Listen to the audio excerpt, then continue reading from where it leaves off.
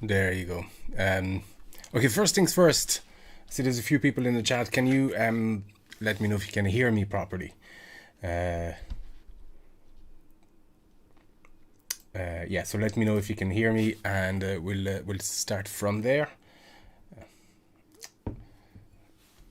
Do, do, do.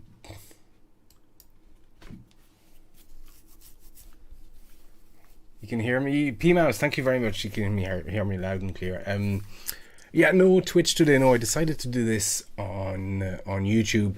Usually the chats, the Q&A stuff, I just do on YouTube, and I keep Twitch for, obviously games, or if I'm working on stuff or editing or that kind of stuff, but just purely chat, because I know there's might be more people who want to ask questions and that kind of stuff. So yeah, thank you very much, everybody, for joining. I see a few more people coming in. And so the idea behind these, and I said many times, every time I do it, I say that I'll do one every 2 months or something like that, and then 4 or 5 months pass, and I forget to do them again. So apologies about that. I think the next one was supposed to happen in April or something like that, and then I got into Twitch. So the idea is essentially I'm just going to go through the chat and just answer a question and chat with you guys. So if you have any questions, anything you want to know about the channel, the channels, anything you want to know, I don't know, about me or music or anything like that, and we'll go through them. It's just, I like doing them, and people have been have responded well to these. So that's it. That's the idea. I'm just going to go through the chat sequentially, and yeah, they last for about 2 hours, maybe more. We'll see. This one might last, just 5 minutes. We'll see. But Vinicius Collie, what's up? How you doing, dude? A lot of people just saying hi and things being said in Portuguese. I don't speak Portuguese, I'm afraid, so it's gonna have to be through English only. Even French, I do speak French, but if you're a French speaker, I encourage you to speak English in the chat. It's just fair for people. Yeah, Vinicius is saying hello. Ryan Enrique, hello. How are you doing? Rodriguez Mountain, salut. How are you doing, dude? Mike, hello. How are you doing? Thanks for joining in, folks. Dead by Daylight. What does that mean? I know it's a game, but yeah. Have I played it? Is that what you're asking? I haven't played it. No. What am I playing at the moment? I'm playing The Last of Us 2. I just got that. It was my birthday a couple of days ago, so Fiona got me The Last of Us 2, and I started playing it, and I'm enjoying it. I'm actually really enjoying it right now. It's not for everybody, but I do enjoy it. So yeah, before that I was playing Days Gone. It looked good, but it just I didn't get a chance to play it much, and I was playing Assassin's Creed Odyssey as well. So that's a long game. I'm sort of halfway through the main quest in Assassin's Creed Odyssey, but no, Origins, Assassin's Creed Origins, and I'm a completionist in those games as well. So I just like to get as much as I can, as much side quests and that kind of stuff. So it's gonna take me a while. And Days Gone, yeah, that looked good and cool and interesting. It did feel like a sort of Last of Us meet Red Dead Redemption with motorbikes, something like that, which is probably right in my alley. And obviously Last of Us. Now I want to finish that first before I return back to the other ones. But I know there's a controversy around The Last of Us 2, but I did enjoy. I do enjoy what they did with it. So that's me. Any new things cooking? Yeah, well, I'm back home. A week now? I had to go to France for a while, for a couple of weeks, and I'm just back this week, so I'm just settling back to just normal stuff. So I started working on more music.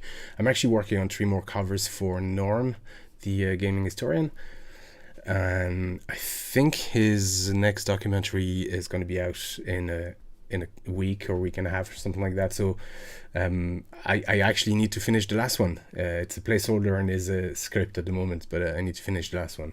And I can't tell you what it is, obviously. I want him to keep that that news for himself. But yeah, so I'm working on that, and then I'm working obviously on more covers afterwards. I'm working on my own covers in parallel, and I have some more composition work coming as well. There's actually Ox Venture. I was doing, if you know, outside Xbox, they have a Dungeons and Dragons podcast, and they asked me recently to compose a couple of things for them. I might play them afterwards. I'll see.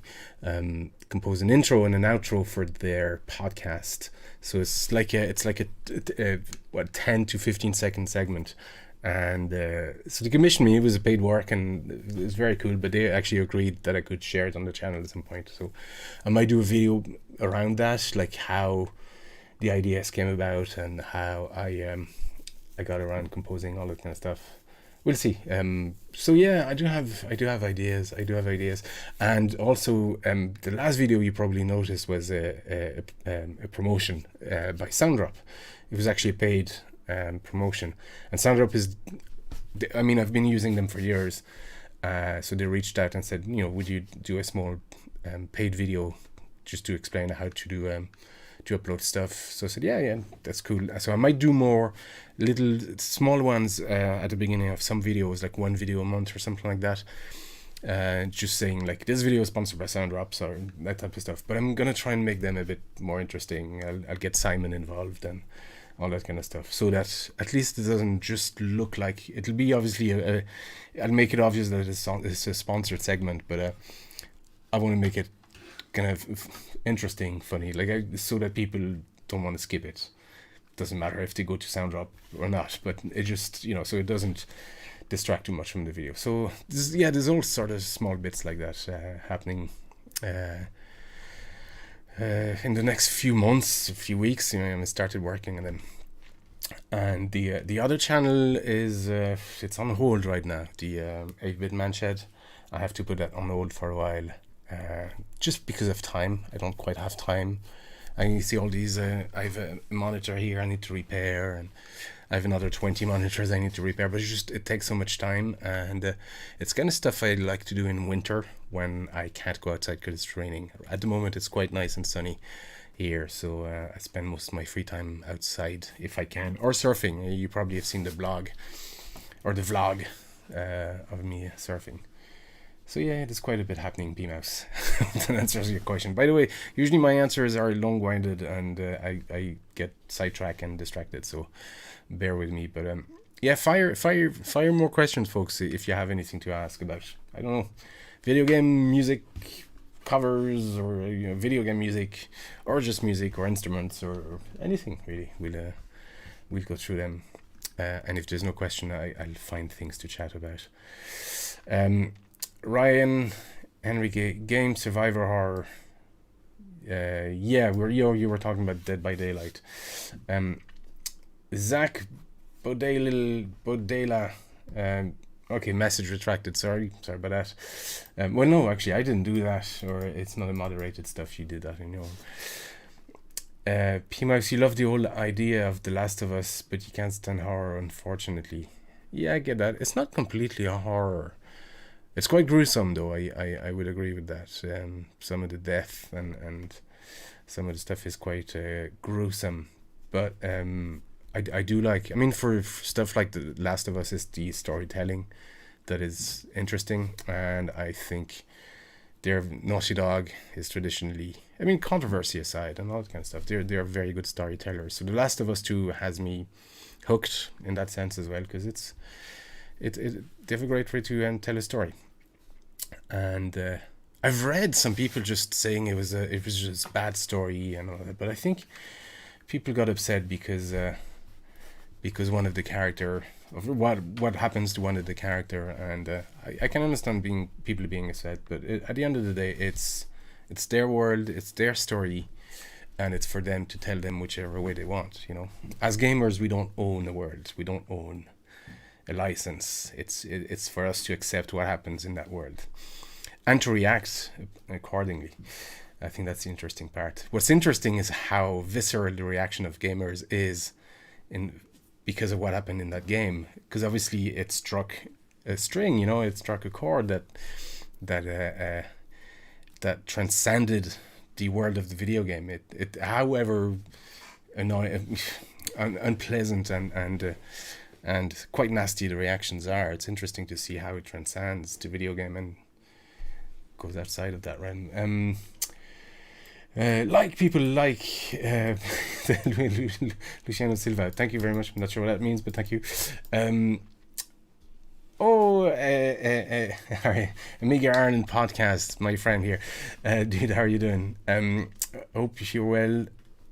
When I grab bag going to campus. When is grab bag going to Bandcamp? Isn't it there already? Let me check. I thought I'd uploaded it there. Let me double check. Oh, it's not indeed. Actually, I got distracted lately. I was just I was in France. My mother isn't well. She was in hospital, and it's not good. So I was just there for a couple of weeks just to help my brother, just to see her sort of last time, that kind of stuff. I might have to go back. It could be tomorrow. It could be in a few weeks. It could be in a few months. I don't know. But it looks like I have skipped uploading a few of these covers. I need to fix that. Yeah, actually, is Ultima there? Or is it in the Mandalorian album? Let me just double check. No, wow, I've missed quite a few. Okay, I need to. I'll fix that tomorrow. I'll upload it tomorrow.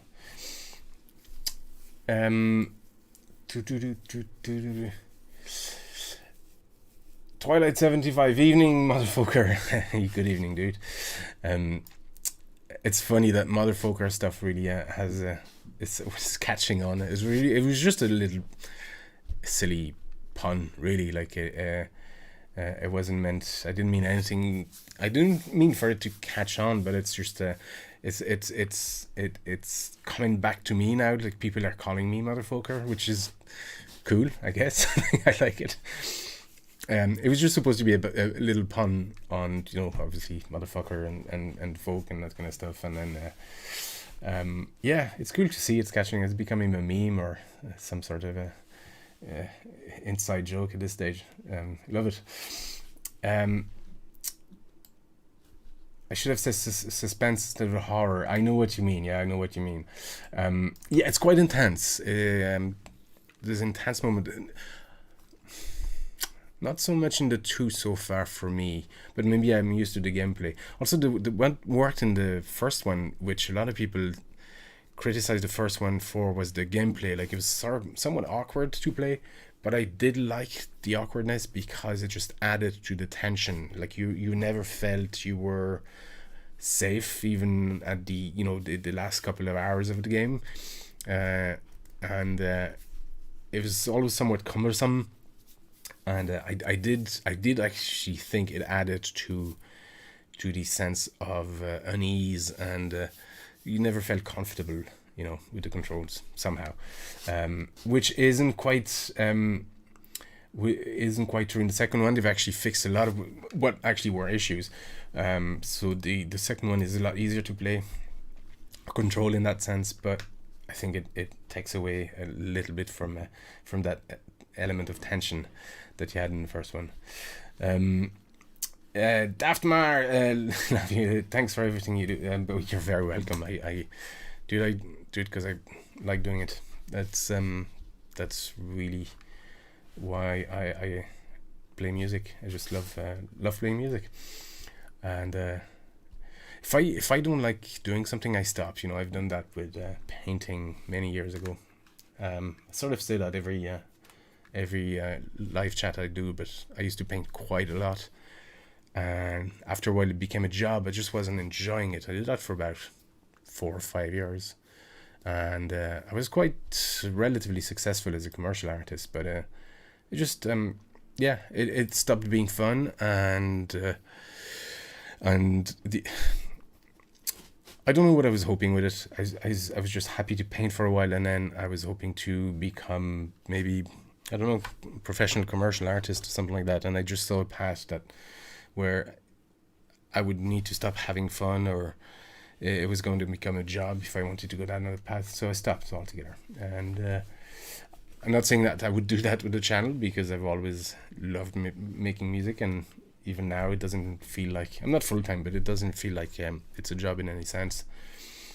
And now I do have, quite a secure job as well, so that I enjoy, and I can do it from home. So it's a different scenario, but ultimately I love the making itself.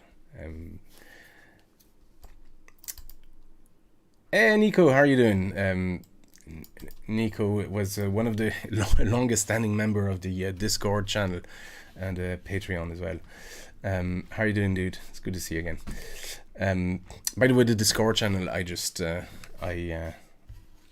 decommissioned altogether. It was taking too much time, distracting me from actually making content and working on stuff, and I spent a lot of time just monitoring, which ended up just being completely counterproductive. All I wanted to do was cement a community there, and I was ending up having to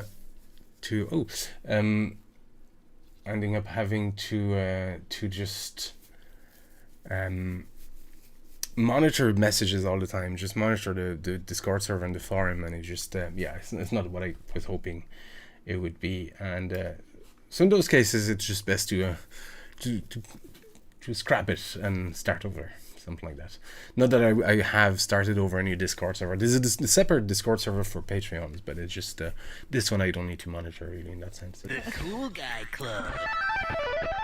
That scared the crap out of me. You know what I mean? Yeah. Thank you for it, Defmar. Thank you very much for the membership, dude. Maybe I should tone those alert boxes down a tiny bit. Just bear with me. There you go. So by the way, I know I'm going to be way behind all the comments and all that, but thank you very much, Daphmar, by the way, for the membership on YouTube. I really appreciate that. It really helps. By the way, it's like Patreon. It does really help. Anything I'm looking forward to, Blue something says, have I got anything I'm looking forward to at the moment? You mean game wise, or just, I don't know, music wise, or anything like that? Maybe just if you can clarify. Detroit Become Human was also a killer story. I haven't played that. I need to actually just play it. So many games I want to play though, and so little time to play them. That's the problem. If I spend time playing a game, it's time I'm not spending playing music, and that's a problem, because ultimately I like playing music probably more than I like playing games. But I remember Detroit Become Human. That's one I wanted to try. That did look good. It looked amazing as well. Yeah, that was interesting. Vampire, how are you doing, dude? Good to chat again. Happy belated, but thank you very much. Simply says it all, Twilight. Not sure what that refers to, but it probably did. Did manage to get 5 hours of gameplay under your belt so far. Yeah, the gameplay, that's what I was saying. Yeah, the gameplay is a lot more fluid as the part one, and I agree. I agree. I'm slightly upset at a lot of the community and the backlash that went into Last of Us 2. It's unfortunate, but I get that people were upset about some of the choices made in that game, but ultimately it doesn't warrant any of the backlash and any of the comments and any of that stuff. So yeah, it's unfortunate, but I did enjoy the game. Well, I do enjoy the game. I need to play it more. I was going to play it on Twitch actually when I got it, and I thought I'd just get my hands on it first and just experience it for myself, maybe in that sense, without an audience. So I might not go on Twitch with it.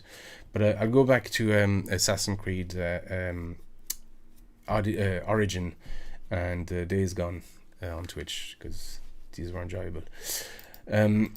Anthony, how are you doing?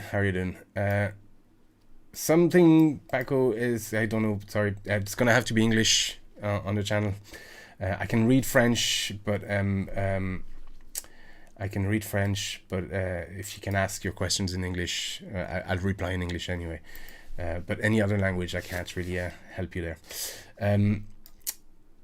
BGO, I want to ask, sorry, Dr. O'Herd, 1994. Have I played Hadaway, What is Love on the Banjo? I haven't, but yeah. Actually, who else asked that a while back? It's actually been asked. Is the banjo hard to learn? Depends. I don't think it's hard to learn, but it's like any instrument. It's even if it's easy to learn, it's hard to master. I mean, define learn. You know, like I have an accordion, but I wouldn't call myself an accordion player. And you can see me playing accordion on the videos, but I wouldn't call myself an accordion player. I wouldn't go around and say I play the accordion. Is what I mean. It's but the banjo, no, it's no harder really than a guitar. It depends what technique. I play tenor banjo, which is normally a 4-string banjo, and it's tuned like a violin, an octave lower, or like a mandolin, an octave lower. But I don't think it's like a guitar. So it's played with the plectrum. The bluegrass banjo would be played with the fingers, so you need to get that technique down as well. It's just an additional kind of thing to get. But yeah, it's no harder or easier than a guitar really.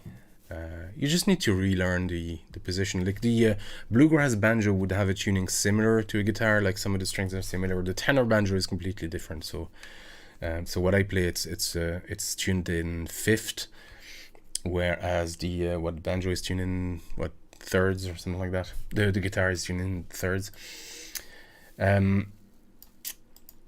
Mike, if I was stuck on a desert island and could only have one of my instrument, which one would I choose? Probably the mandolin. Yeah, a few years back I probably would have said the guitar, but I think I'm sorry. I mean, you can see it on the channel. I've been playing the mandolin more as a lead instrument than the banjo at this stage. You know, in fact, the name Banjo Gayali probably is irrelevant or inappropriate now at this point, because some of the last videos I don't even play the banjo, or it's not even there.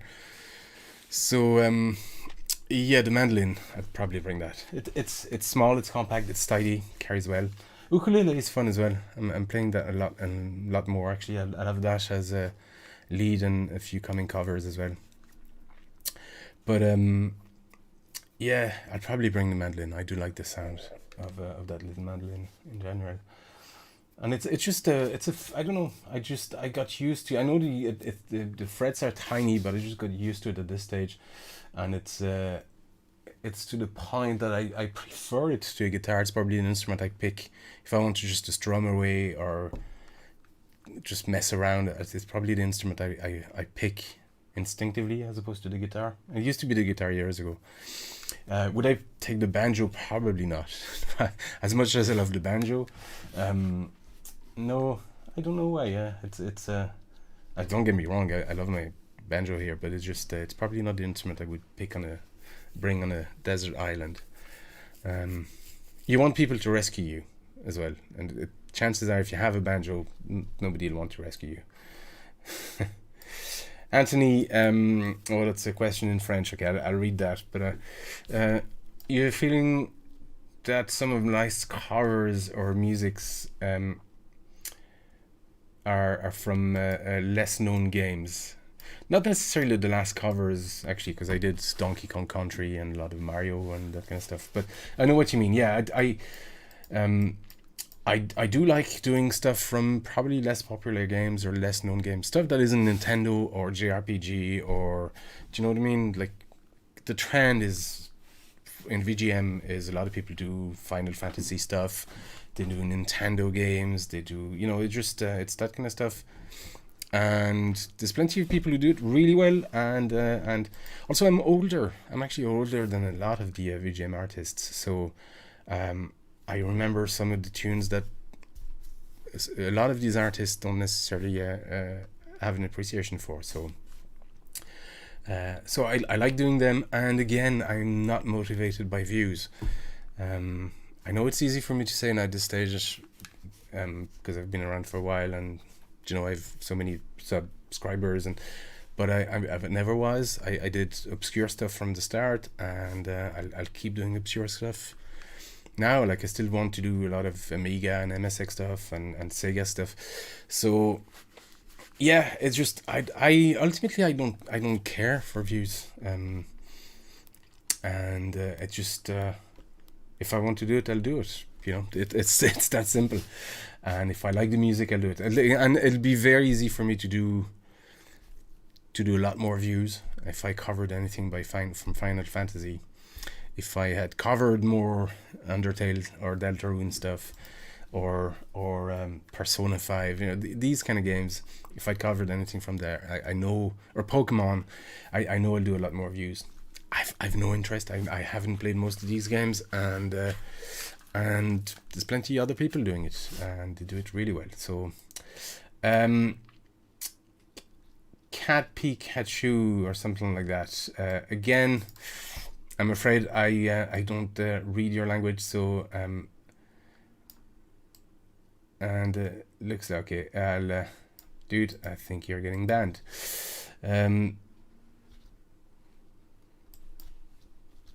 There you go. Because I scroll down the feed, and there's a lot of unpleasantness going. So goodbye. Let's go back to where was I? Nico, you're doing fine. Cool. And Vampire and Nico having a conversation there in the chat, so no problem. Dafmar, oh yeah, you didn't mean to frighten me. Yeah, that alert scared the crap out of me. I have that set up. I'm just using my Twitch setup essentially on YouTube, so I have those alerts set up as well for YouTube, and I've forgotten I had them set up. But there you go. Vampire and Nico are having a conversation, but you're going to take a break from the internet for a month or so. That's not a bad idea. I think our friend Bard from the Days of the Discord server did that, and yeah, he was eager to just take a break. Sometimes it's good to stop and just I do that. I've actually deleted a lot of groups that I was a member of on Facebook. In fact, I've shied away from Facebook a good bit, and even Twitter. I just I usually post stuff I've done, but I try not to interact too much with topics on Twitter or anything like that. Social media in general is a bad idea, and there's a lot of flexing. There's a lot of unpleasantness. And especially at the moment, it's just it's a very it should be a very cathartic time, and it's actually a very, very angry, and a lot of people just I don't know, expressing their frustration in probably misled ways, and but that's not you. That's just the nature of what Twitter has become, and Facebook, and so I tend not to engage on that. That was part of the reason I stopped the Discord server as well. Like if I want to talk with somebody, I'll PM them, that kind of way, and it's usually easier and healthier to do it that way if you have something to say. Otherwise, if you're just broadcasting your opinion unsolicited, which is what social media is in general, then you're just you're asking for that sort of confrontation. That anyway, I'm just rambling. Blue something. Sorry for not clarifying. What are you looking for in terms of music? Maybe an album, something like that.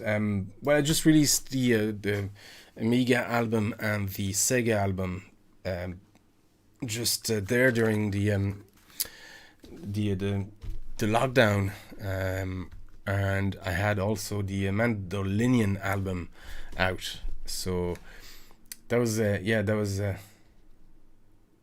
oops, what happened? Oops, sorry, my chat just freaked there. So yeah, those three albums released so far this year. But yeah, I do have. There's something I'm looking forward to that should have been out already, and I think it got delayed. But it's something I will be on. Um, at, it's related to another big project I did in 2000 and at the end of 2018, and it's sort of a follow up on that in a way. I can't say too much because I'm under DNA. So but but otherwise, yeah, there's a collaboration I did with the Game Brass actually, on a Battletoad cover, and so I'm looking forward to seeing the video. Actually, they'll probably let me put a small extract of their video on the channel, so I'll do that and I'll refer to the video, so if people want to watch the whole stuff. But so I'm looking forward to the finished product. I know what my part sounds like, but I want to hear it with all the brass and all that kind of stuff. Ryan Henrique, again, not sure what that means. We got a lot of deleted messages from that Cat Pikachu guy that I banned. Sean Martin, he glad you called me. You love the music. Thank you very much. Thank you very much, dude.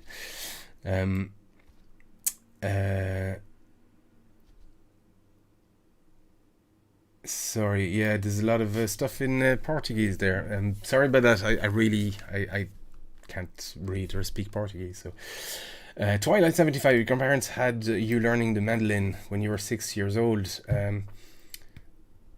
They thought they'd do me a favor as it's as smaller as a guitar. Yeah. Well, then constantly playing. Yeah, it wasn't fun. Fair enough. Yeah, it's hard to it's a bad idea to try and force young kids to play an instrument, and because then it's not like when you have to as a kid, then it's not fun. So it's it becomes a chore, it becomes a job, it becomes you want to make it fun for a young kid to learn an instrument, and unless you're engaged with them, like if you just tell them you're going to learn this and go to lessons and like for an hour every day or every week you're going to sit in that little room and practice, and where's the fun in that? That's not music, and that's it shouldn't be how you want to learn music. It should be fun. So unless you're ready to engage with your kid and just make it fun for your kid to learn an instrument and make it relatable, you want to make it so that they enjoy, like learn it with them, for instance, or pick an instrument that you don't play and that you want them to play, but pick an instrument that you don't play and learn it with them, because that way they'll be able to relate to you, you'll be able to enjoy it together, which is really important. It'll have a context, and also you'll get to see how tough it can be. If you get frustrated with your kid because he's not learning the instrument properly, well then try to learn it yourself first, and see how hard it can be and how tedious it can be to learn an instrument. So it's usually the advice I give to parents when parents ask me, like, what should I get my kid to play an instrument or something like that. I said, well, yeah, it's a good idea, but make sure you learn that instrument yourself with them, or make sure you pick an instrument that you don't play and learn it with them. That part is really important. Always put yourself in somebody else's shoes. PMAS, you love playing the UK with the lower G string for some jazz melody. Yeah, the lower G string, interesting. So, on that high top string, you just put a low G string. It's essentially a guitar. It's a 4-string guitar. It's same tuning. I know some of the larger ukulele can be tuned like essentially a 4-string guitar. Realistically, Akibru, realistically, you would probably want to take an instrument that has a well reflected surface on the desert island. Yeah, the problem if it's a tropical warm island is your instrument will dry and delaminate and just pop. It happened to me too. I have this Puerto Rican Quattro. I can't move the camera. Actually, I have another camera. There. There you go. I have this. Where is it? This here, Quattro, and you can see the bridge here is sort of. No, you can't see it because I haven't done the transition. There you go. This here, Puerto Rican Quattro, and the bridge is. It looks funny. It's because I left it in my car for too long, and and it overheated and pops. The bridge literally just snapped. So instruments will do that if you leave them in the sun, in a warm environment for too long. The glue will disintegrate. Sample Monico, you got yourself an analog synth, a stylophone. Got a start mode. That's small. Yeah, I got one of those. I actually got one of those. There, it's fun. You could technically make a cover. I think somebody has done a cover there has to be somebody who's done stylophone covers. Of course there has to be. It's the internet. What am I saying? Yeah, if you just do sort of a even I was going to say stop motion editing, but even without just standard just playing, you could technically do covers of whatever you want on the stylophone. D4X DAX or Remix. Not sure if I'm pronouncing that properly. By the way, I'm useless with internet nicknames. I usually just get it wrong. If you follow me on Twitch, by the way, you should follow me on Twitch. I'm going to put the link here. But if you follow me on Twitch, you'll notice that I get people's name wrong all the time because I can't pronounce or can't read when I'm doing something else. Keep up the good work. We have the same path, keeping old school alive. There you go. Yeah. Same path, you mean gaming wise? So you would have had what? MSX. Well, that's what I had. We really have to lower those alert boxes. Just bear with me. And that's somebody joining on Twitch. So what I had was the MSX, then the Amiga, then I had the PS1, with a Sega Master System in between as well. That was given to me by a friend. And then I got a PC. I won my first PC. It was a Pentium 3, one of those big compact professional PC. I won it at work. There was a raffle for Christmas, and my name was pulled out. There was 2 computers to win. Oh, it was with the monitor. Like, it was a big thing at the time. That was the first year the GeForce 2 came out. And is this super loud? Let me just... With the monitor.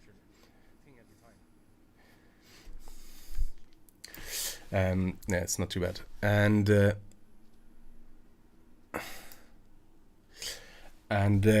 sorry about that. And yeah, so the first year the GeForce was out, and the company beside where I worked in Dublin, it was a company called Symantec, but beside it was Creative Labs, and I ended up being very good friends with a girl who worked there, and I got graphic cards and Creative Lab stuff for quite cheap, if not free, for a while.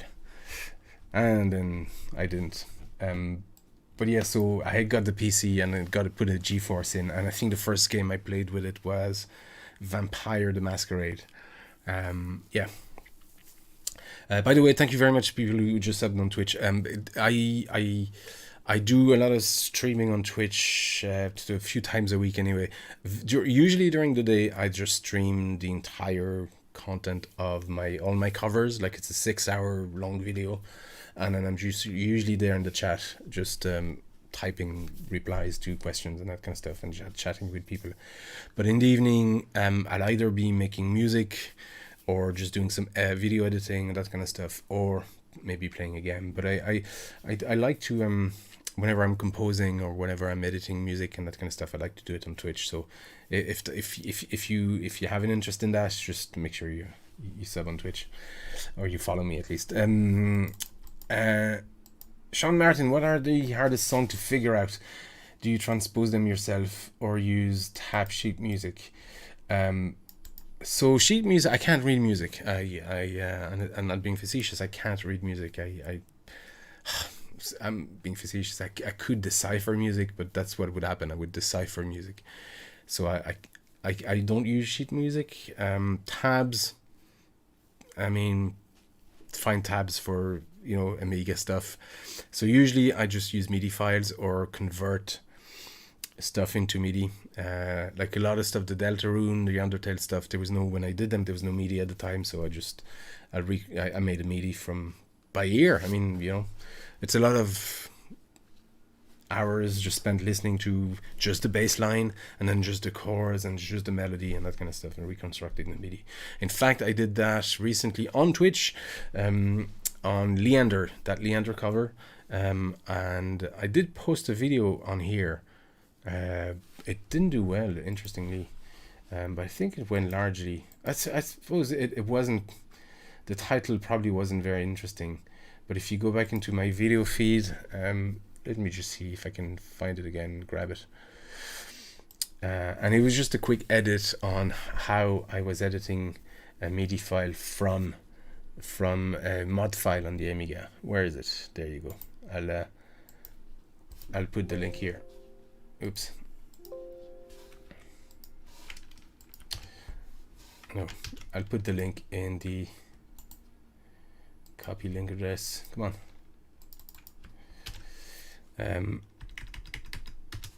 So that's sort of my process, what I just posted. So if you're interested in that, but it's just, MIDI files are handy because I play everything by ear, really. So it's easier for me at this stage to just do everything by ear than actually going back and learning how to read music. And I've become quite proficient in that. Factorum Dimensionum, I would just like to know this. Are you having a nice day? Yeah, I had quite a pleasant day. I was on the roof, I have a flat roof, and I was just putting some ceiling paint just to prevent dampness from going in. I was in the sun all day. It was very enjoyable, and now I'm chatting to people on the channel. Nico, even if it's not totally analog, the stylophone, it's quite similar. Yeah, it's a fun little thing. I actually got one. I found one at a charity shop or a flea market or something like that years ago, and it's fun. It's actually a fun little thing. Dafmar, again, thank you very much for the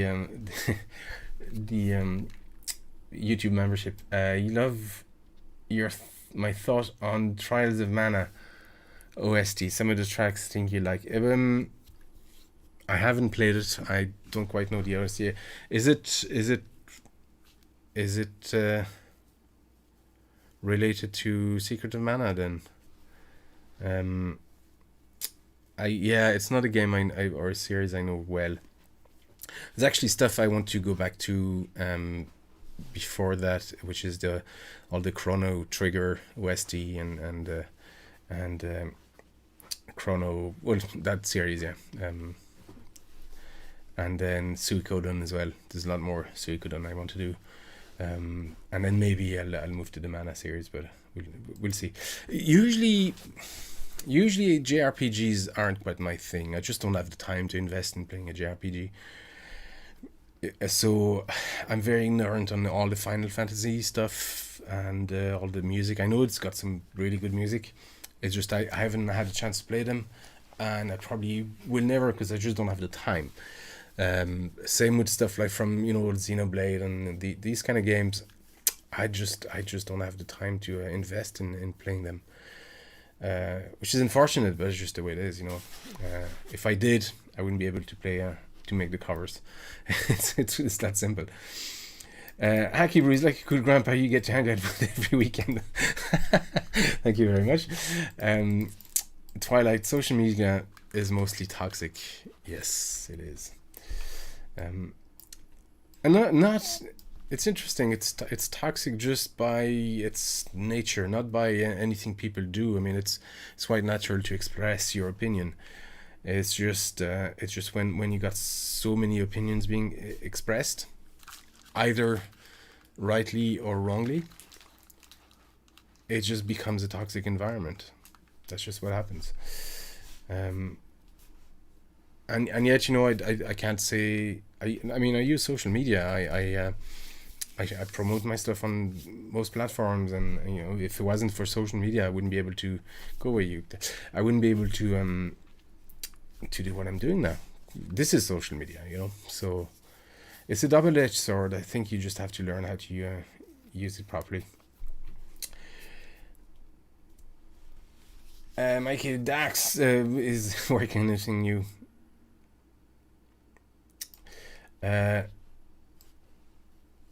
Yeah, some discussion. But social media. And this is what you hear. Choose what I want. Yeah, I think that's key. Just choose what I tend to follow people. You'll find that people who just do stuff. If you follow people that do actual things, tangible things. I know music isn't quite tangible, but you understand what I mean. Like if you just follow, sorry, I was going to say drama channels, but if you just opinion angle type of channels, it's not a healthy pursuit, and it's not. It adds to that sort of toxicity in general, even if they're quite informed and moderate. I personally prefer following people who do stuff or who produce an end result and show the process. That's what really I'm interested in.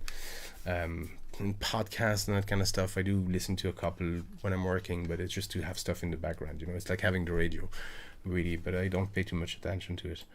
Certainly don't follow stuff like opinion or news oriented podcasts or that kind of stuff, or drama oriented stuff. It's not my thing. I know it's popular, but it never was my thing. I think it's too much attention is given to people who talk about stuff and not enough to people who make the stuff. When a review channel is more popular than these things it reviews, it tells you something about how toxic the environment is.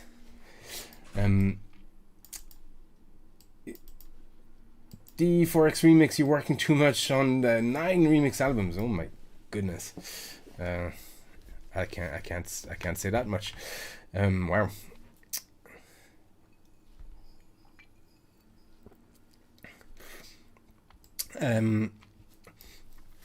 30 years later, oh yeah, that's in relation to the mandolin. Dropkick Murphys, Flogging Molly, and co. Open your eyes to what you really can do with the mandolin. You'll be surprised what a real virtuoso can do on most instruments. It's just an instrument is what you do with it. Like if you listen to obviously Chris Tiley is a good example, but it just what I wanted to avoid when I did the channel was to play banjo music on the banjo or play bluegrass. I certainly didn't want to do that because I just wanted to bring those instruments outside the realm of their comfort zone. So it's quite possible to do quite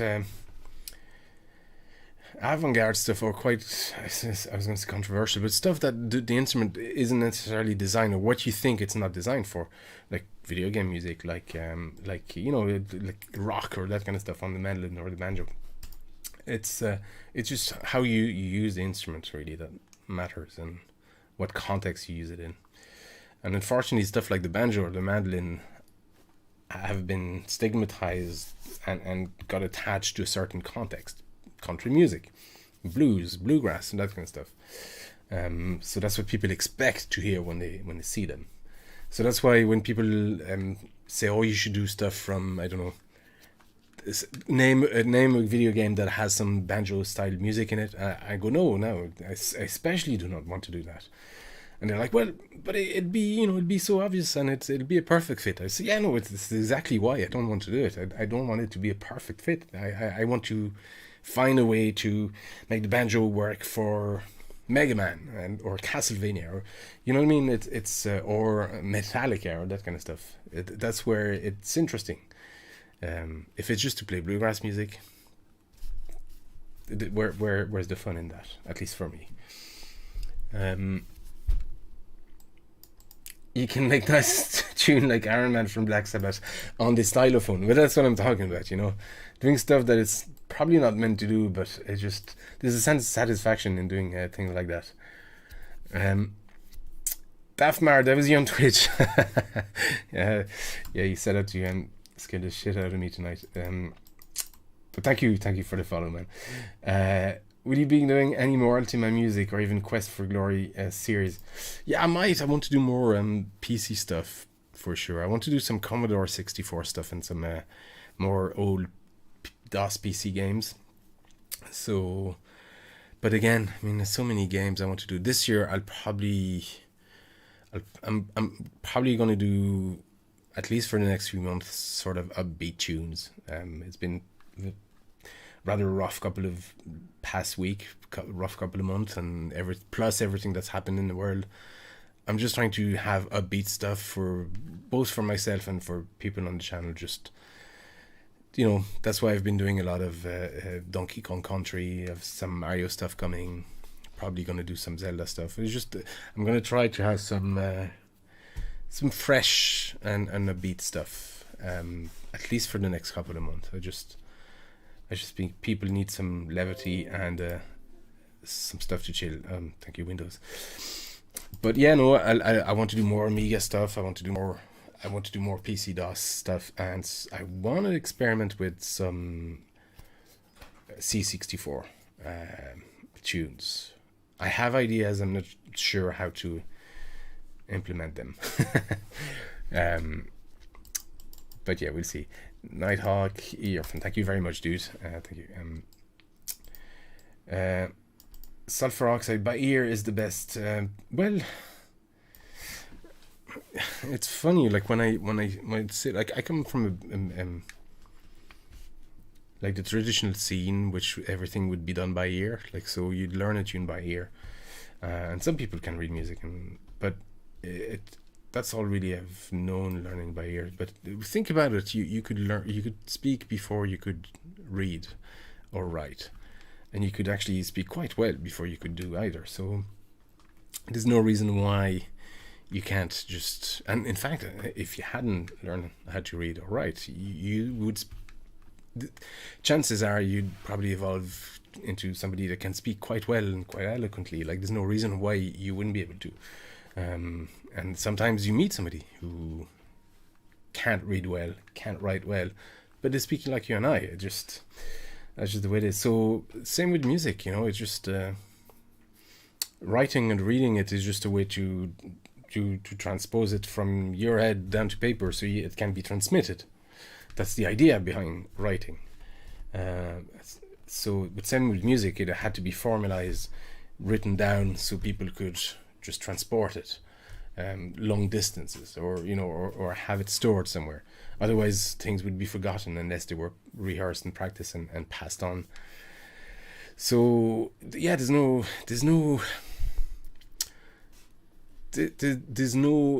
certain advantage to being able to read and write music, but it's you can do quite well without it.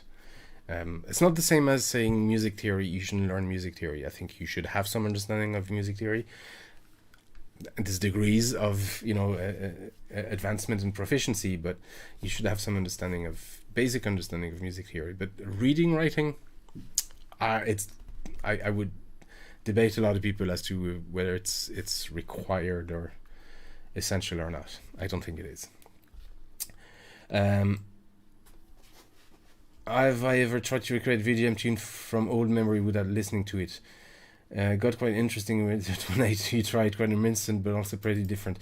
Yeah, well, it's not what I'm trying to do, but I know what you mean. It would be a fun exercise, and you'd probably end up, if I did something like that, I probably would end up changing direction halfway and making whatever I've come up with my own then composition. That's usually what happens. But my goal is to make a cover, and make the cover as respectful and as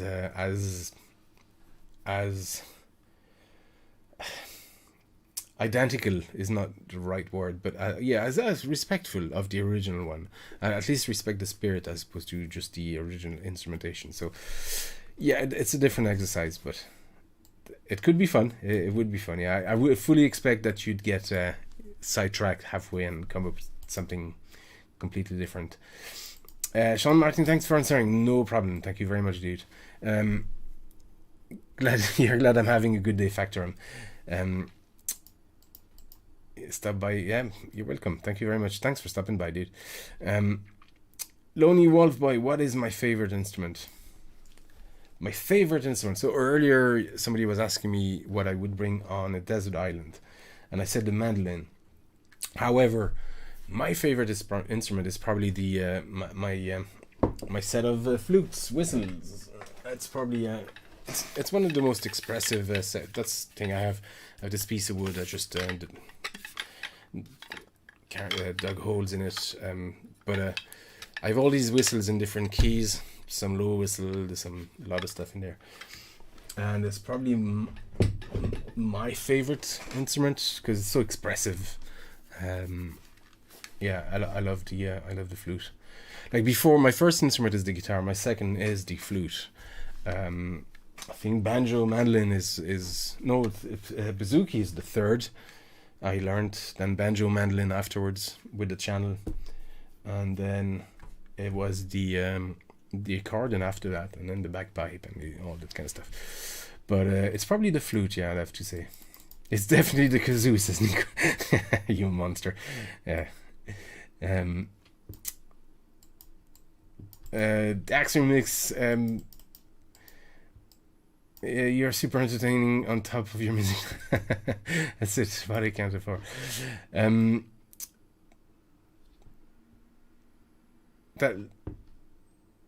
That link leads to your all-time favorite C64 tune. What the link I just shared, okay. To your own tell, which one is that? So far there's no really worthy remix being done. Of what, Leander?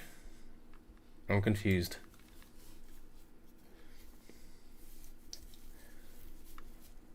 What do you mean, Twilight? PMAS, absolutely excellent explanation about music versus reading, writing, and speaking. Oh yeah, well, yeah. It's just at this stage. I mean, I've gone by 45 years, just by year. So yeah, how does banjo compare to a guitar? That's such a wide question, dude. In what respect? I mean, it's tuned differently, and the banjo I use it's a 5-string tenor banjo, so it's tuned in C, G, D, A, E. It's completely different from a guitar, so you have to learn new fingering. It's like a violin, and so that's the banjo I use. And I use a plectrum like a guitar, but the bluegrass banjo, which is different again, uses those hand finger picks or sometimes the claw hammer technique. So it's just it's different. It's a different approach. I mean, fundamentally the technique isn't strictly different. It's just the guitar is devised so that you can do really fast runs easily, because the gap that you have to go between each string is limit. It's not a huge gap, like it's in thirds, so you can skip strings really easily through one scale.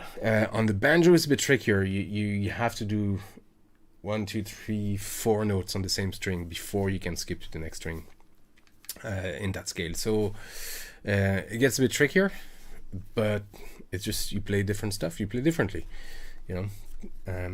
He got sidetracked. I nearly ended up on the beach with a mandolin. All right. It's out of a demo, no game soundtrack. Fair enough. Can you shred on a banjo?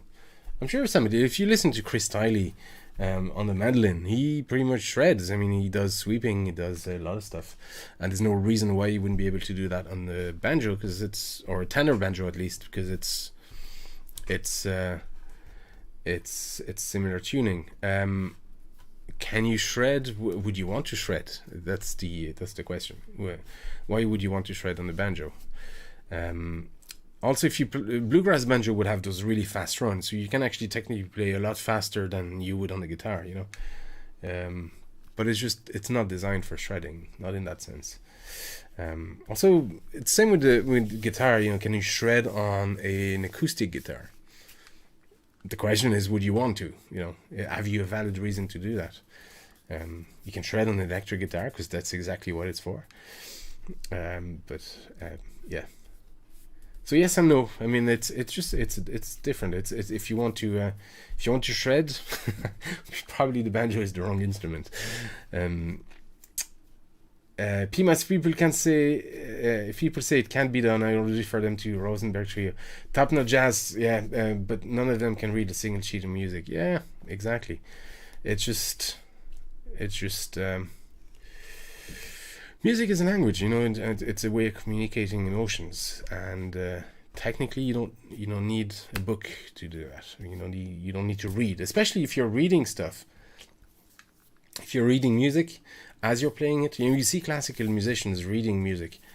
They're reading and they're not reading it. They know the tune. They've rehearsed it. They just use that as a guide or a guideline or a point of focus, but they're not reading it as they're playing it. Not to say they can't sight read, but the expression you get when you know a piece, when you've learned it by heart and you know each note and how long every silent is and that kind of stuff, you just can't get that by just reading it the first time. So it's a tool, but it shouldn't be the thing you rely on to play music or to learn music. How loud is an acoustic bass guitar? I don't know. I don't have an acoustic bass guitar. I have the U bass, and it's not loud at all. I mean, it needs to be amplified really. That little U bass I have, if I play it now, you'll barely hear a thing. It's not designed to be played acoustically. Really, you need to plug it in. You get that acoustic sound because of what it is, but it needs to be plugged in.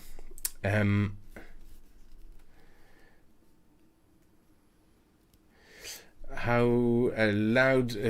Oh my, had tomatoes in my ears apparently again. Okay. Can you shred on acoustic guitar? Listen to Tommy Emmanuel. Yeah. Oh no, I know Tommy Emmanuel, and it's not shredding. He's just a very fast player, and he's very proficient in technical playing. Shredding is different again, and trust me, there's when electric guitar players talk about shredding, it's a different stuff. I'm a big fan of Tommy Emmanuel. Like I learned a lot of his tunes. The what's it called? That's Lady Madonna and what was the other one? I used to play those a lot. I played that live once. Jeez, I'll be fucked if I can play it again though. No, actually, I've said I don't play live music on this. You actually know quite some classical musicians who really don't know the music and need the sheet music, which doesn't make sense to me. Well, then they're bad musicians. You need to know the music. They don't need to know it because they read it. And that's my problem I have with reading it, because then if you rely on it, you don't know the music. I'm sorry, you might be a very, very proficient musician and reader and have the finger dexterity, but you've missed something essential about what it is to play music. And I feel sorry for you. I actually do, because you've bypassed the entire point of playing music.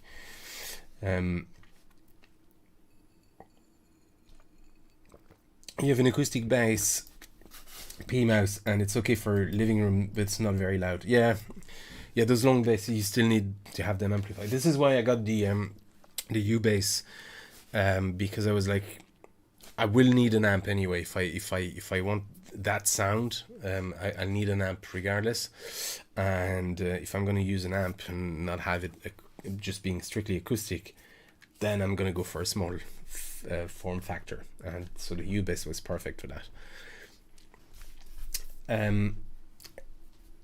Mar, oh, I'm so sorry I can't read your name, but hello, friends from Russia. How are you doing?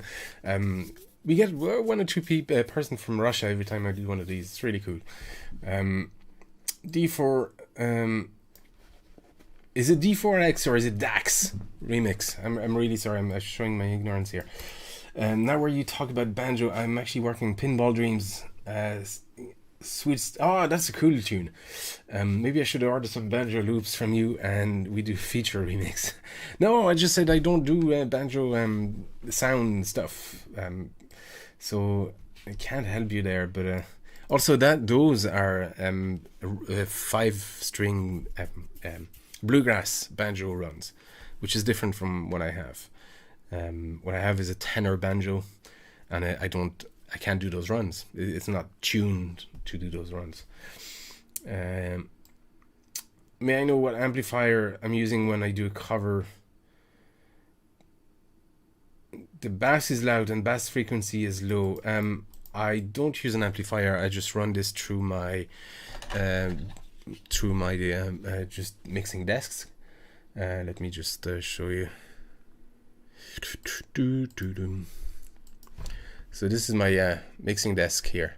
So I just run everything. This is actually my bass thing, and as you can see, I don't have any of the settings set on any kind of different level. This is the voice or the instrument. Sorry, the when I record live instrument, like for flutes or the mandolin or that kind of stuff. This is just the U bass, and it's not set on anything. It's just I do a lot of stuff in post production. So, okay, let me kill this. Come on. So I do a lot of my leveling in post-production, so I would crank up the bass. I record as dry as I can, so everything is as raw and dry as possible, and then I can change stuff in post-production afterwards. So I would crank up the bass quite loud and isolate that bass so that no other instrument, there's no bleeding between the frequencies. Between instruments, so I would if I use the bass, I'll keep that bass, but if I use the bass as well from the accordion, I'd actually use it at a slightly different range so that it doesn't bleed over the bass and everything is clear. So sometimes there's a lot of instruments and people tell me like, how come everything is clear when there's like 15 instruments playing at once? That's because I'm very particular about what frequency I use for each instrument, so I just make sure that I separate the frequency so you get the whole soundscape is covered and nothing bleeds over too much. And I make mistakes sometimes, but so that's why you can hear most instruments quite clearly typically. It's because they don't bleed over each other frequency wise. I literally would go into the equalizer in post-production for each track and just crank up that thing and just lower everything else. And most engineers will tell you that's bad practice or that it's a bad idea. It works for me. That's what I'm doing.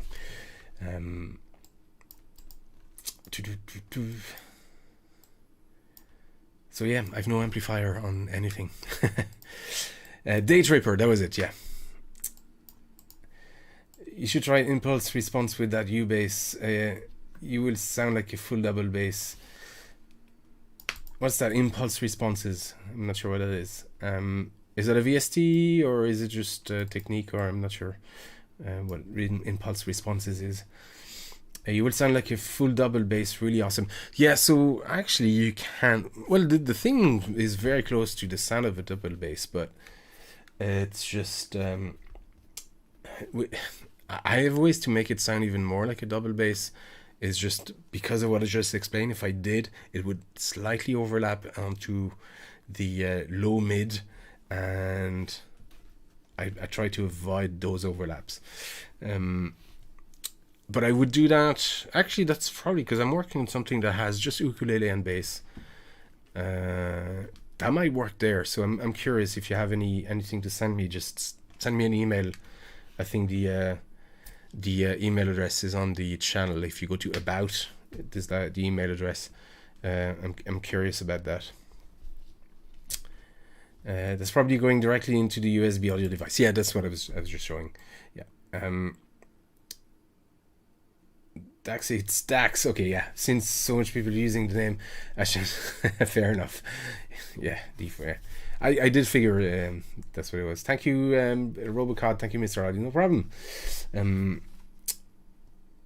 P-Mouse says it's actually very easy and cheap to record stuff yourself nowadays. I mean, that is so true, and I say that a lot. It's my first 5-10 covers were just done with one of these mobile phone. It was a what was it? It was an iPhone 4 at the time. Now they're even better, with better mics, with better camera, stuff that is just actually. I'm using this Canon 60D here as a webcam. This guy has a better camera than this. The only reason I use this is for the field of view and the just that focus and that kind of stuff. But realistically, you can record very good covers and very good music with this, and it's what I've done at the beginning of the channel. That's all I had, and then I got this mic, which is Joe Meek JM27, which was the cheapest one in the shop at the time. I think that was like 70 quid or 60 quid or something like that. And then I had an M-Track audio interface just to plug that in, the 2-channel one. Again, that was like just 60, 70. And my camera was still my phone for a while. And then once I could afford a Canon camera, I got that. And this desk gear that I'm using now, I got that at the end of last year. So until then, I was using a 2-track M-Audio interface. So you can do quite a lot. I mean, I did do a video of my setup here. Just if you go back on the channel, go back a few videos. There's this room and what I use to record, and it's quite minimalist, to be honest, but it's already an upgrade from what I had initially. So yeah, it's very easy to record stuff yourself, and you can do quite a lot with very little. In fact, it's probably more fun and rewarding to do it that way first, and then just get incremental upgrades. I still don't have mixing speakers, and these are my mixing headphones, and as you can see, they're being held by tape. Actually, I don't need them in 3 places, because these are broken, and these are not even mixing headphones. They're just generic Philips headphones. You can't read it, and that's what I do my mixing with. So yeah. Tezach, or whatever way it's pronounced. Just wanted to say I really like your work. Thank you very much. You've been watching for a while. I look forward to the covers. Thank you very much, dude. There's more coming. I've been otherwise preoccupied in the last few weeks, but I'm back making music. I've made 2-3 covers now for Norm for his next documentary, so that's coming out very soon. I think it's a matter of, it could be next week or the one after or something like that. It's coming out this month, so there'll be 3 covers of mine there, and I'll release them on the channel in the next few weeks or month. But I want to have another cover before that, which I haven't started yet. So there probably won't be a cover next week again. I just need to get back into the working mode. But yeah.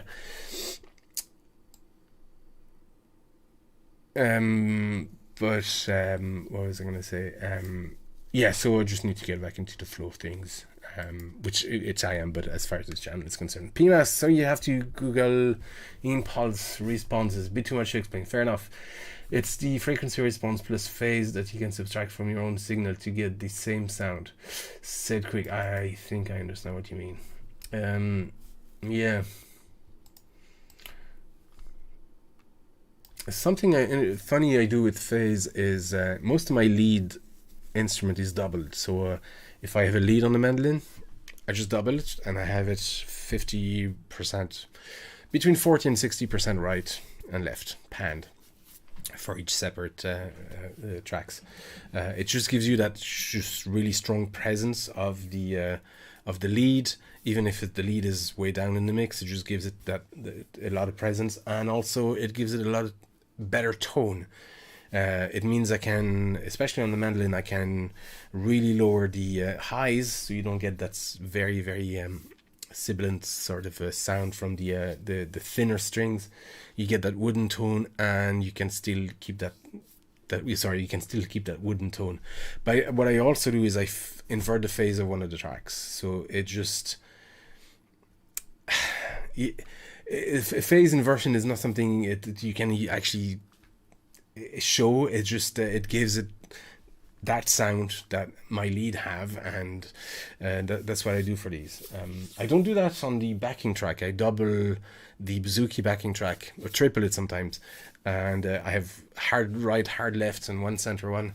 I keep the phase there, but for the leads, yeah, I like to invert the phase. It gives it a slightly different nature that you might not expect from the instrument. It's very subtle, and probably I'm the only one who notices it, but I like it. I like it. But I do that as well for if I import stuff from like especially bass lines from a Pro Tracker into a DAW. I like to double the bass line and invert the phase and shift the phase so it's not silent. So I shift the phase slightly on the inverted one, and it gives you that really crunchy type of bass, especially if I'm using obviously a square wave for the bass. I like doing all that kind of stuff. So yeah, I looked that up. I'm actually very curious about that. So, Jerry Roger, hey, how are you doing, dude? Do I know Cacophony? Martin Friedman, Jason Becker. I don't. I'll look them up.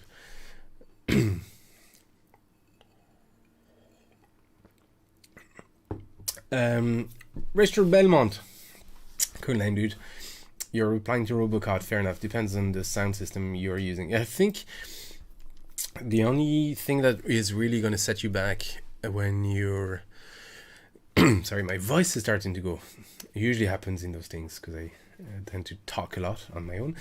But if you if you want to make music, the only thing that really is going to set you back money-wise is the DAW, the digital audio workstation, work something. It's your whatever music program you're using. Whether I use Acid Pro, and you can find cheap versions of that. In fact, if you go to Humble Bundle, very often they would have something from Magic software, even Music Maker, things like that. You can actually make decent covers and different music with something like Music Maker, which is quite cheap. Right now, I mean, Acid Pro is this pros and cons, and you don't see it in the list of recommended DAWs, but I've been using it for, I don't know, 20 years or whenever. I used the first one when it came out, and then I've been using that ever since. I've tried Cubase. I don't quite like the workflow on this. Audacity. You can use Audacity as well. It's not as flexible, but absolutely Audacity works great. PMAX. GarageBand, if you have a Mac, GarageBand is free, and in fact, once again, I use GarageBand for my first few covers. I had a MacBook, whatever, MacBook something, an old one, and GarageBand was free on there, and I was using that, and it worked great for my first 10 covers when I had the iPhone. So I recommend that. I love Logic. I love Logic Pro, but I don't have a Mac anymore. I think if I had the money to upgrade and I could get a new PC, I'd probably buy a Mac with Logic Pro and just dedicate that workstation to just audio and use this setup for gaming and just, you know, whatever. But yeah, I'd love Logic. I miss Logic. And the workflow in Logic was very similar to Acid Pro. I really, really enjoyed this. I tried Cubase. Can't get used to it. Everything is just awkward, and I don't like it. Don't like it. Reaper. My problem with Reaper is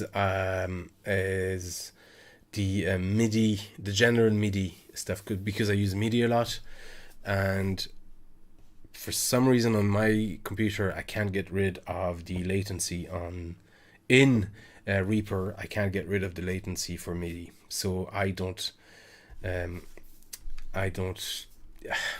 I tried using Reaper. I tried to upgrade from Acid Pro to Reaper, and I keep going back to Acid Pro. If I had the money, I'll probably get a Ableton Live.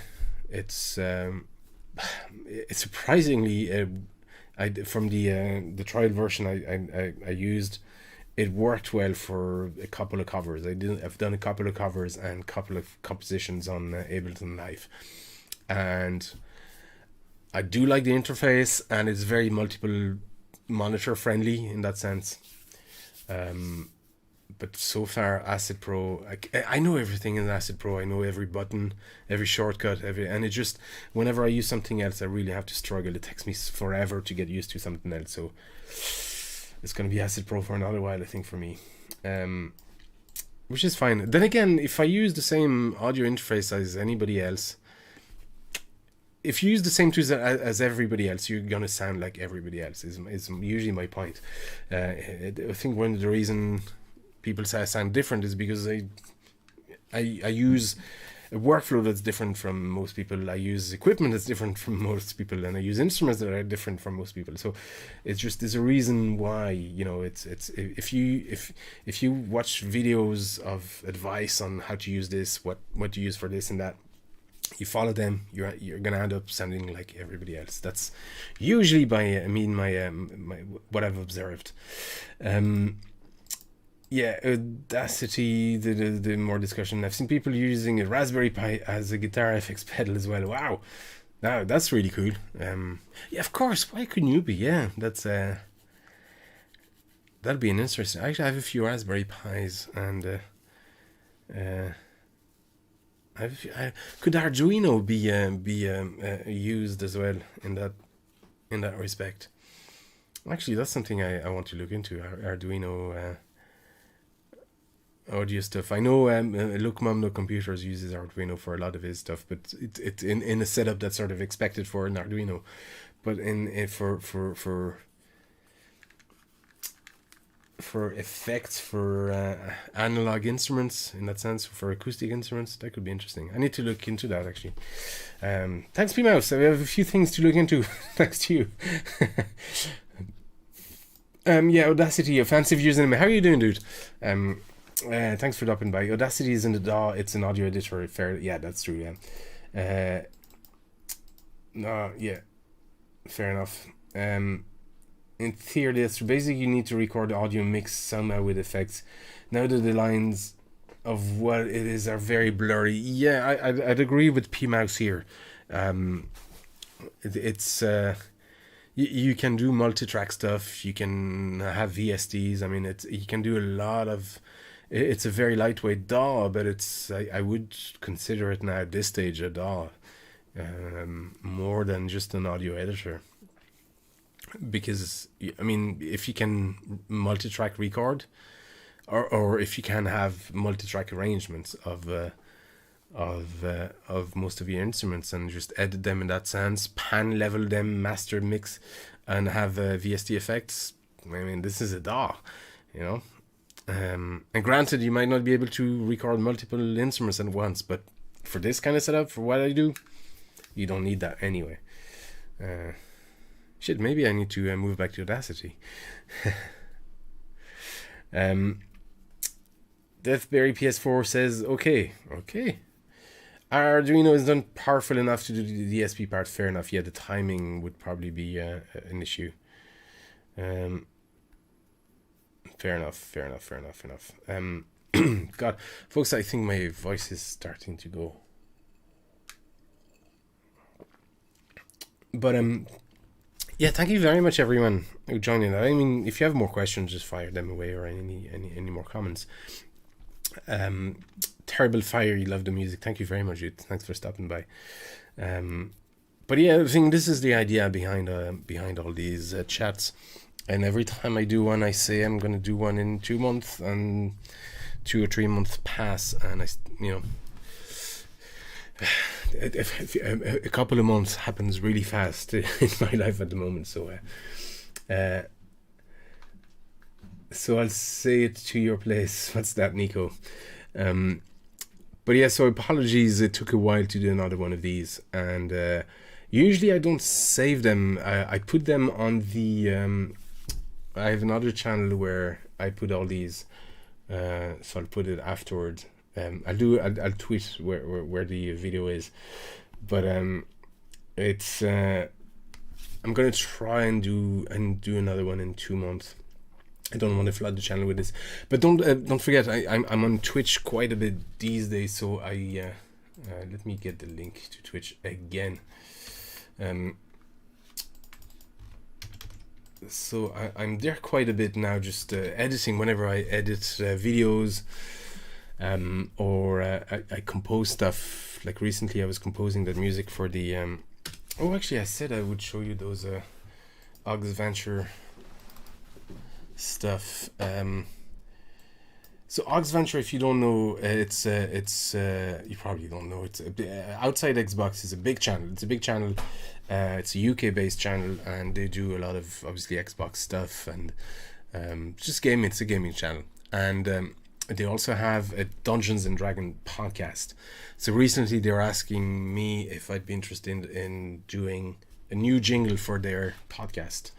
So I was like, yeah, absolutely. So this, it was a paid commission, and they didn't quite have directions. They wanted something medievally and piratey and Dungeons and Dragony and that kind of stuff. These were the directions. So I was like, okay, well, I used to play Dungeons and Dragons. For me, it was always a mix of just Celtic and Eastern influences, like sort of Conan meets Lord of the Rings, that kind of stuff. So I did a first tune that was it. No, that wasn't it. Where was it? That was it. No, but it was stuff like that. Oh yeah, that was the first test. So I did the first test with sort of Eastern kind of stuff, and so this is why I sent them.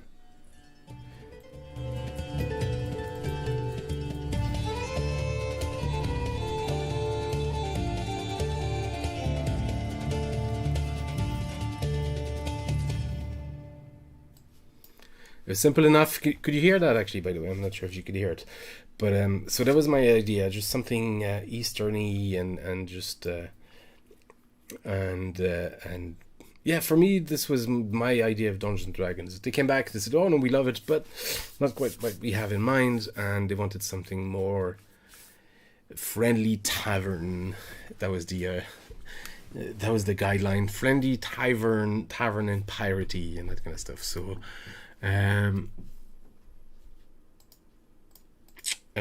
I ended up there was a few trial back and forth, and I ended up doing something very sort of Irish-y in that sense, which wouldn't be my preference, but this is what they wanted to go for. So this is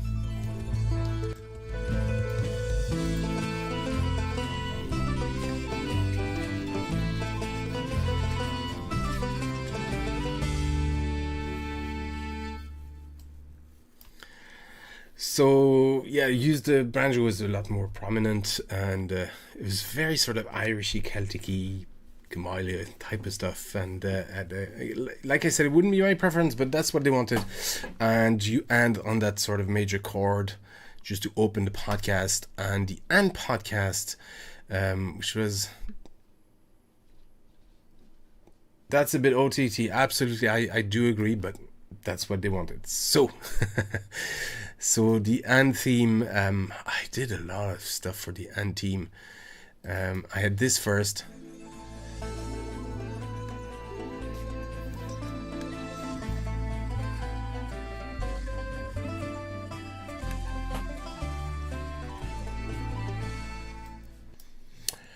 and they liked it, but they actually they wanted the intro theme to repeat somehow. So that's what I had to do, and this is where is it? I ended up just taking the intro theme, just having a little build up. It just took weeks and months, but this is what.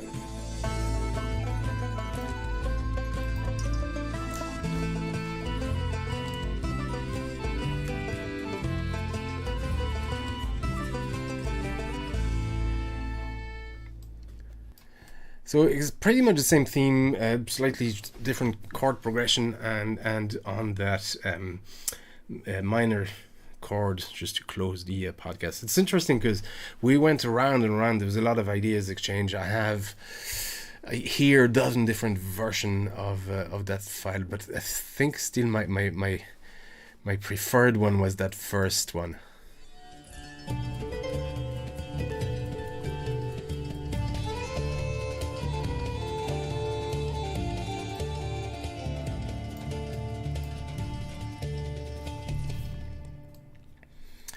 Yeah, it's not as cliche, but if they want something cliche, that's what they wanted, and that's what they got. But it was actually very interesting. It took weeks and weeks and weeks to do a lot of ideas or exchange back and forth. It was actually very, very interesting. But this kind of stuff, my initial point was not to show this, but it was actually to show people this is what I did on Twitch. I did a lot of this stuff live on Twitch. And it's probably gone by now, but this is the type of stuff I do on Twitch. So if you want to subscribe on Twitch, here's the link again. I really appreciate that, and that's your kind of thing. There's a bit of Back in the Future in that, maybe.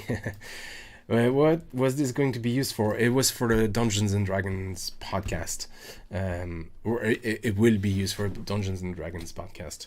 Nice hat, Bard. How are you doing, dude? Nice to see you again. I was just essentially pretty much finishing here. Yeah, nice hat. Thank you very much.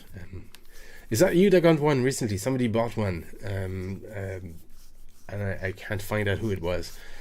But anyway, Bard. Yeah, I don't have that here. It's YouTube. I can't do it on YouTube.